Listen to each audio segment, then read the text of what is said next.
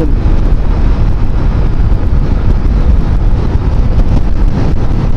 Eto, ang dahilan bakit gusto ko mag-rides. Kita nyo naman guys. Ayan o. Kita nyo.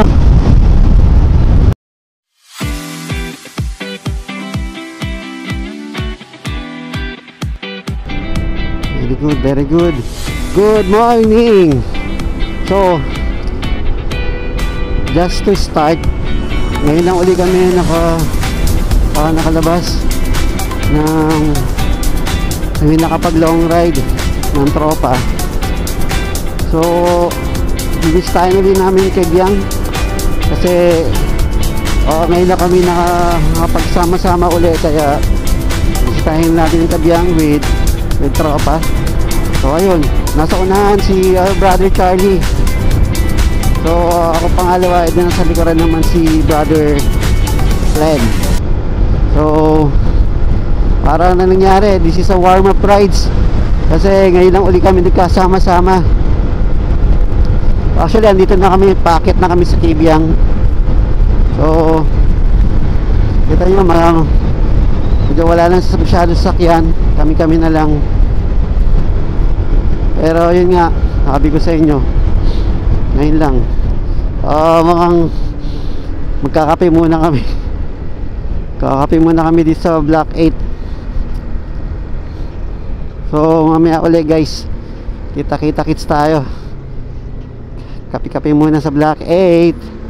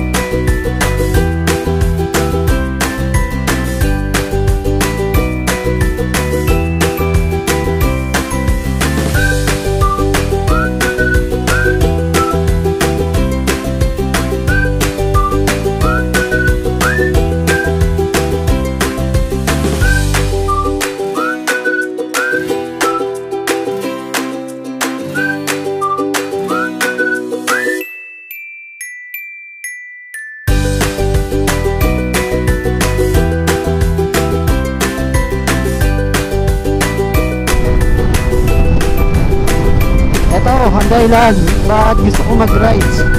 Kita nyo naman guys. Ayan o. Ayan. Ayan guys.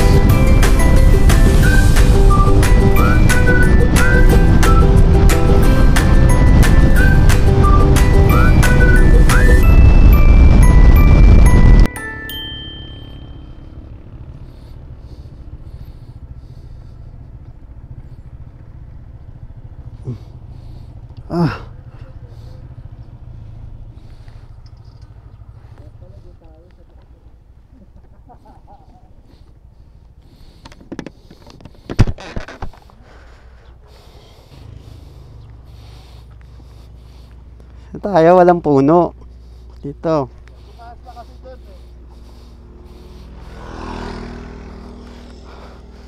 Oh grabe. Huwag kang jump shot. Doon tayo sa jump shot to ha. Patalikod.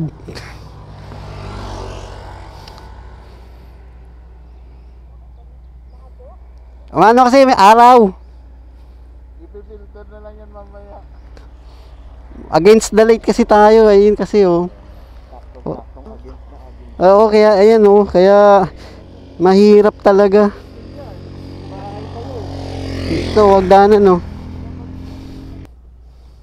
Dati kasi pinuputulan nila yung puno. Kita mo yung baybayin. Ayun oh, brother, isang kaway dyan. Len. Hello guys.